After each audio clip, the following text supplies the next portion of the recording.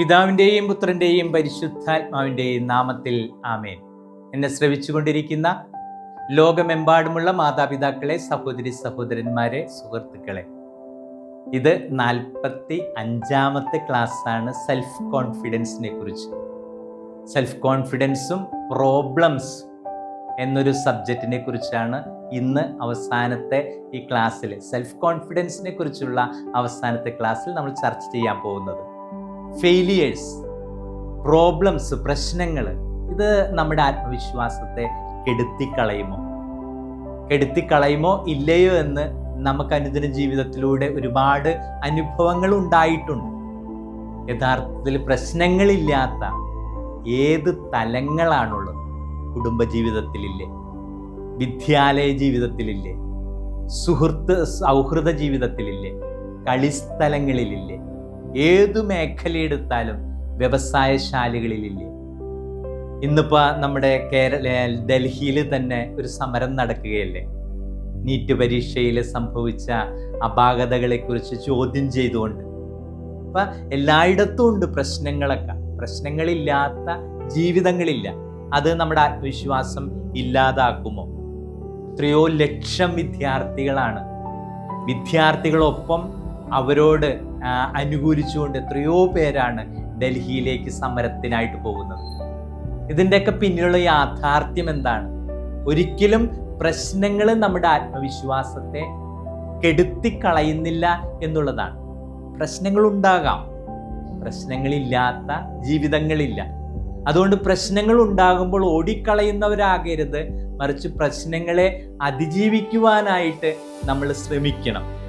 ഇപ്പം നമ്മുടെ നേതാക്കന്മാരൊക്കെ, നമ്മുടെ ആത്മീയ ഗുരുക്കൾ, യേശു ക്രിസ്തു, മഹാവീരൻ, ഗുരുനാനാക്ക്, നമ്മുടെ ഹൈന്ദവര് ആരാധിച്ച് പൂജിക്കുന്ന ദൈവങ്ങൾ, ഇവരുടെയൊക്കെ ജീവിതത്തിലൊക്കെ എന്തുമാത്രം പ്രശ്നങ്ങൾ ഉണ്ടായി.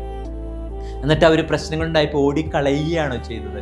മറിച്ച് അവരെ അനുകരിക്കുന്ന, അവരെ അനുഗമിക്കുന്ന, അവരെ കേൾക്കുന്നവർക്ക് തുണയായിട്ട് അവസാന ജീവൻ വരെ, അവസാനത്തുള്ളി രക്തം വരെ ചിന്തി അവരെ അനുകരിച്ചില്ലേ?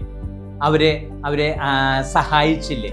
അപ്പം ഇതൊക്കെയാണ് നമ്മുടെ ജീവിതത്തിൽ വേണ്ടത്. നമുക്ക് ഒരുപാട് പേര് നമ്മുടെ മുൻപേ പോയവരുണ്ട്. ഇപ്പോൾ പൗലോസ് അപ്പോസ്തലൻ ഹെബ്രായർക്ക് എഴുതിയ ലേഖനം 12-ാം അധ്യായം പറയുന്ന പ്രകാരമാണ്, നമുക്ക് അനുകരിക്കുവാനായിട്ട് വലിയൊരു നിര തന്നെ നമ്മുടെ പിന്നിലുണ്ട്.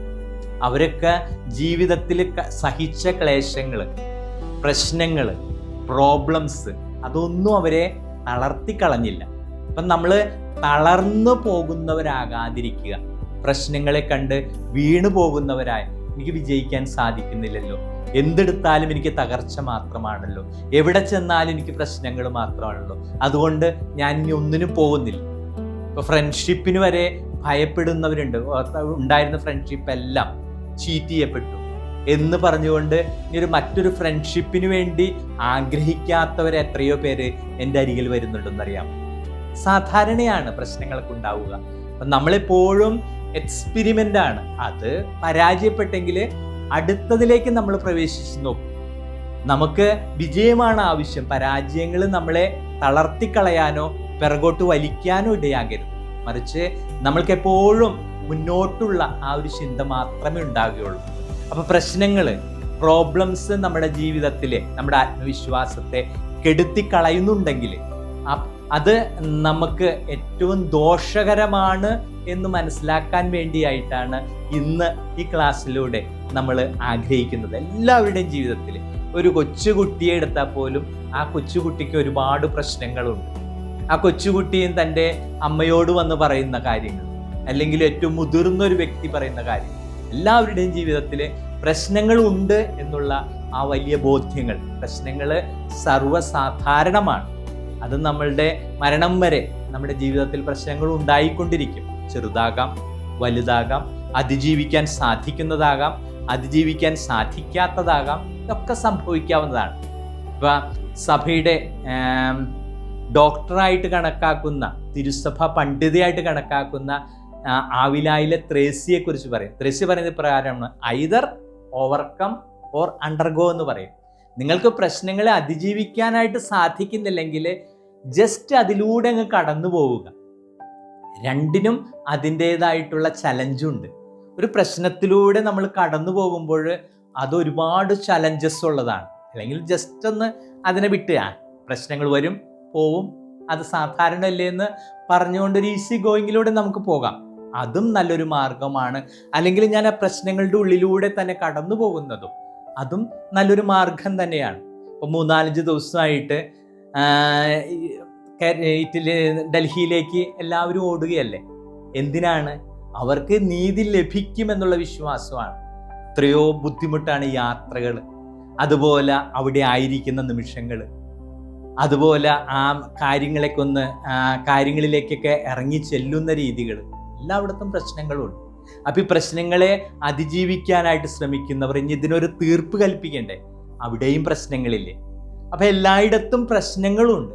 നമ്മുടെ കുടുംബജീവിതത്തിലുണ്ട്, മാതാപിതാക്കളും മക്കളും തമ്മിലുണ്ട്, ഞാൻ മുൻപ് പറഞ്ഞ പോലെ സുഹൃത്തുക്കളുടെ ഇടയിലുണ്ട്, കളിസ്ഥലങ്ങളിലുണ്ട്, ജോലി സ്ഥലങ്ങളിലുണ്ട്, ഓഫീസുകളിലുണ്ട്, വ്യവസായങ്ങളിലുണ്ട്, ദേവാലയങ്ങളിലുണ്ട്, റിലീജിയസ് കമ്മിറ്റികൾ, എല്ലായിടത്തും അതിൻ്റേതായിട്ടുള്ള പ്രശ്നങ്ങളുണ്ട്. അതൊക്കെ നമ്മൾ തരണം ചെയ്യാനായിട്ട്, അതിജീവിക്കുവാനായിട്ട് പഠിക്കണം. അനുഭവങ്ങൾ ഒരുപാട് നമ്മളെ പഠിപ്പിക്കും.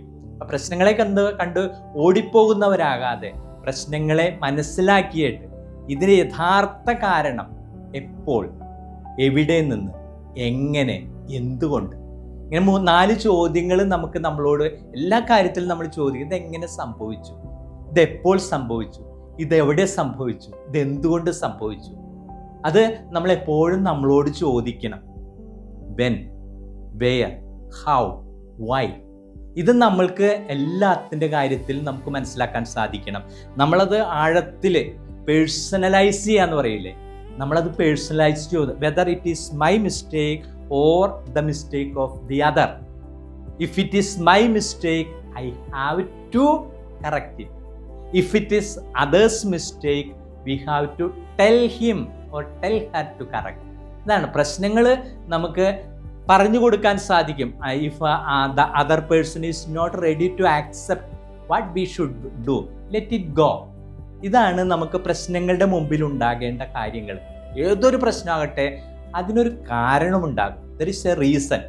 ഈ റീസണെ നമുക്ക് എപ്പോഴും റീസണെ റാഷണലൈസ് ചെയ്യാൻ നമുക്ക് സാധിക്കണം. ഇതെന്തുകൊണ്ട് ഇങ്ങനെ സംഭവിച്ചു, ഇതെന്താണ് എപ്പോഴും ഇങ്ങനെ തന്നെ ആവർത്തിക്കപ്പെടുന്നത്, എൻ്റെ ട്യൂൺ ഓഫ് വോയിസ്, എൻ്റെ സ്റ്റൈൽ ഓഫ് സ്പീച്ച്, ഓർ ഞാനത് നേരിടുന്ന ആറ്റിറ്റ്യൂഡ്, ഇതിലൊക്കെ വല്ല പ്രശ്നങ്ങളുണ്ടോ? ഇപ്പം നമുക്ക് പറയാം, ഞാൻ എപ്പോഴും ഇങ്ങനെ പറയുന്നു, ഒരാൾ ഒരു തെറ്റുകാരനാണെന്ന് നമ്മൾ പറയുമ്പോൾ 50 പേരും പറഞ്ഞാലേ അയാളുടെ തെറ്റാവുകയുള്ളൂ. മറിച്ച് ഒരു വിഭാഗം പറയുകയാണ് അദ്ദേഹം തെറ്റ് ചെയ്തിട്ടില്ല എന്ന് പറഞ്ഞാൽ, അല്ലെങ്കിൽ വിഘടിച്ച് നിൽക്കുകയാണെങ്കിൽ നമുക്കതിൻ്റെ ഒരു കൺക്ലൂഷനിൽ എത്തുവാനായിട്ട് സാധിക്കുകയില്ല. അപ്പോൾ എപ്പോഴും തെറ്റാണെന്ന് പറയുവാനായിട്ടുള്ള ഒരു മനസ്സ് നമുക്കുണ്ടാകണം. അതിക്ക് മുമ്പ് നമ്മുടെ ഭാഗത്ത് എവിടെയാണ് അതിന് വീഴ്ച വന്നതെന്ന് നമുക്ക് മനസ്സിലാക്കാനായിട്ട് സാധിക്കണം. അപ്പോൾ നമ്മുടെ ക്ലാസ്സിൻ്റെ സെൽഫ് കോൺഫിഡൻസിൻ്റെ 45ാമത്തെ ക്ലാസ്സിൽ പ്രശ്നങ്ങൾ സാധാരണമാണ്. അത് എൻ്റെ ആത്മവിശ്വാസത്തെ കെടുത്തുന്നില്ല, മറിച്ച് അത് എൻ്റെ മുന്നോട്ടുള്ള പ്രയാണത്തിൻ്റെ പടികളാണെന്ന് ഞാൻ മനസ്സിലാക്കിക്കൊണ്ട് ഓരോ പ്രശ്നങ്ങളെയും ശരിയായിട്ട് വിശകലനം ചെയ്ത് ആ പ്രശ്നത്തിൻ്റെ കാരണങ്ങളെ കണ്ടെത്തിയിട്ട് അതിനെ അതിജീവിക്കാനായിട്ടുള്ളൊരു ശ്രമം എൻ്റെ ഭാഗത്തുണ്ടാകുവാനായിട്ട് എൻ്റെ കഴിവിൻ്റെ പരമാവധി ഞാൻ ശ്രമിക്കും. Why it happened, when it happened, where it happened, how it happened.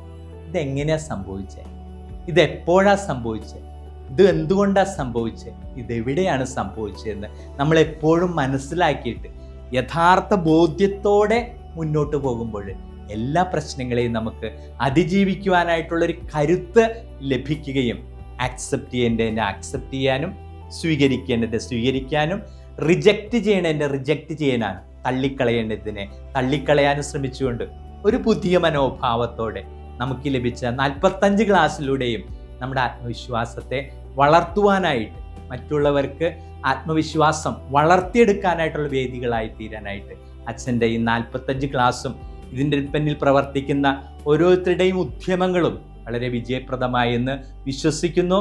ഇനി മറ്റൊരു ക്ലാസ്സിലൂടെ മറ്റൊരു വിഷയവുമായിട്ട് മറ്റൊരവസരത്തിൽ കണ്ടുമുട്ടുന്നതുവരെ എല്ലാവർക്കും സർവേശ്വരൻ്റെ എല്ലാ അനുഗ്രഹങ്ങളും നേരുന്നു. സർവശക്തനായ ദൈവം, പിതാവും പുത്രനും പരിശുദ്ധാത്മാവും നിങ്ങളെ സമൃദ്ധമായി അനുഗ്രഹിക്കട്ടെ. ആമേൻ.